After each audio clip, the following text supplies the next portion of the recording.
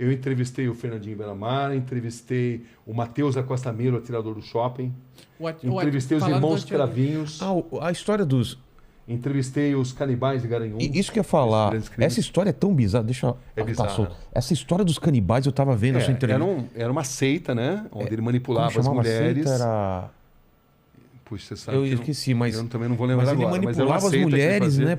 Manipulava as mulheres. Ele era um cara muito bom de conversa e as mulheres seguiam fielmente tudo que ele dizia. Matavam, esquartejavam e ainda usavam a carne para coxinha. Que absurdo, cara. É um cara muito manipulador, né? Total, eu entrevistei, né? Uma história. Também tá no YouTube, quem quiser. Eu vi esses dias, sabendo que você vinha, que eu fui rever essa... Cara, é impressionante. A mulher falando em Deus, aí mostra, né? Tem uns impressos, né? Com a... Pô, eu tava na minha cabeça o nome da seita. É uma seita de adoração ao diabo, né? Basicamente era isso. O nome não lembro exatamente agora, mas então, na matéria tem. Porque foi localizar todo um livro, ele tinha escrevido um livro. Porque é o seguinte, ele escreveu um livro que se recusaram a publicar. E ele, na verdade, ele escreveu num livro que depois ele iria realizar. Entendi. Essas mortes, elas copiaram algo que ele escreveu nesse livro. Entendi. E o livro era a Bíblia, não, Bíblia seria péssimo, né? Mas seria o manual dessas atrocidades que foram cometidas depois. Quase profecias, né? É. E eu lembro que você deu uma entortada na mulher lá, porque você coloca ela numa situação, e se fizessem isso com a sua mãe, né? Poderia chamar essa pessoa de monstro? Ela fala sim. Então, você entende as pessoas achando que vocês são monstros. E eu achei isso porque ela não percebeu que ia para esse lado a pergunta depois, né? E aí ela se dá conta, né? Quando você está nessas entrevistas, é uma guerra mental. Né? Você vê que eu não levo, como você também não, né? Eu não levo anotação. Porque você não pode perder o olho no olho. Exato. Entendeu? Porque o body language, né? A linguagem corporal.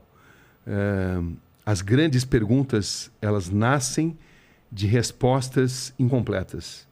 Onde você, às vezes, muda totalmente... Ou de silêncios, né?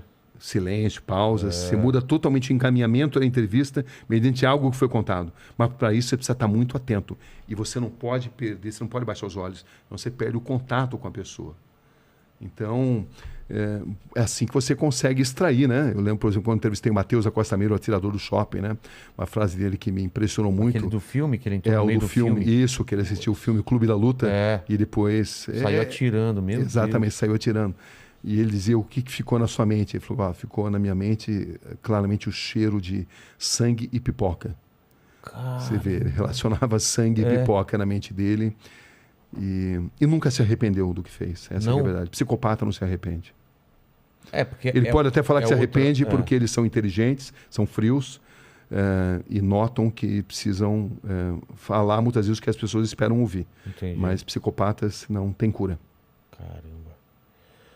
O Vulkslock 22, Olá Inteligência Cabrini, gostaria de saber, existe uma enorme romantização da criminalidade do perfil das pessoas que cometem crime, mas na experiência, qual a sensação e lição que tira de toda essa experiência com eles? Existe algo a ser aprendido com a mente dessas pessoas. Traumas de infância, ou não. Sempre tem um gatilho ou não? Às vezes sim, às vezes não. Não é exatamente automático. Muitos usam isso como algo para justificar o que fizeram, entendeu? Como um trauma da infância, né? Então você precisa penetrar muito nessa mente, e penetrar na mente de um psicopata é tarefa complicada.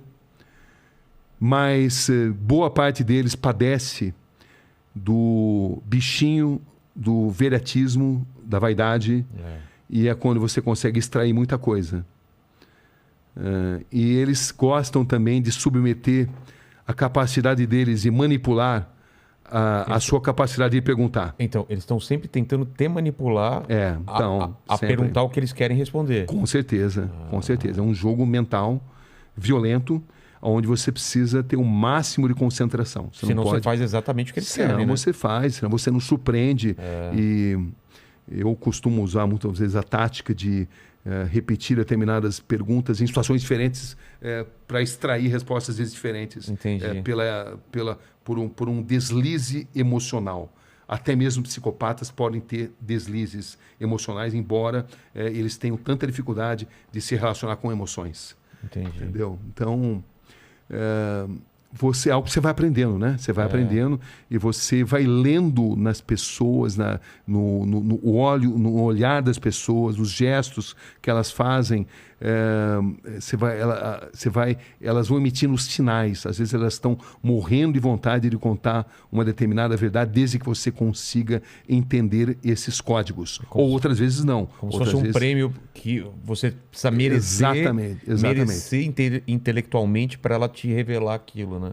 Por isso que eu acredito muito em perguntas curtas e grossas, perguntas grandes demais, dão chance para a pessoa pensar no que vai responder. Entendi. Quando você está falando na sua pergunta, ela já está, vou falar isso, né? Entendi. Entendeu? Não. Então, a pergunta curta e grossa, muitas vezes, de sopetão, é uma grande arma. Mas também a maneira de entrevistar o Rogério não é a maneira de entrevistar o Mandíbula. As pessoas têm personalidades diferentes. Às vezes você precisa ser mais suave, às vezes você precisa ser mais incisivo. Isso muda.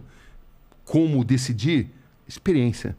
Psicologia, eu sempre tive muito fascínio pela psicologia, mas a psicologia prática, né? Claro que eu me informo, né? Procuro ler os grandes mestres, mas é muito intuitivo também. Tem essa linguagem silenciosa, né? Com certeza. Corpo, tem microexpressões. Tem. O Aleph... desculpa, pode falar. Não, e também tem dia que você capta mais, tem dia que você capta menos, enfim.